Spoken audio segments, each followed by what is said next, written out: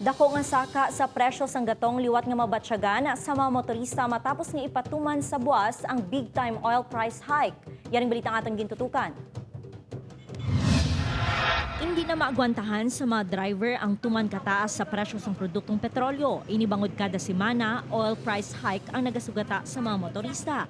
Natala na nga magapatuman sang saka sa presyo sang gatong ang oil company sa buwas nga adlaw Martes. Ginabanta magataas ang presyo sang gasolina sang 1 peso and 40 centavos tubtob 1 peso and 60 centavos kada litro.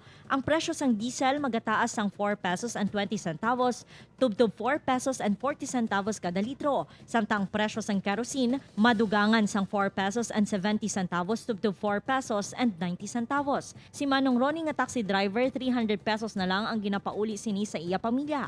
Kung magtaas pagid ang presyo sang gatong, halos wala na ini may madala nga take home. Bawas yung kita mo eh. Imbes nga dahil pa puli mo sa balay mo. Duga mo sa nakakatilog sa spilina.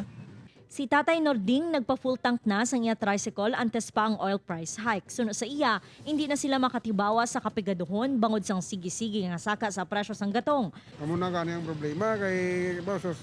Amo pa ni kapigado man. Kasi si mana kasaka man ng gasolina, kapigado man.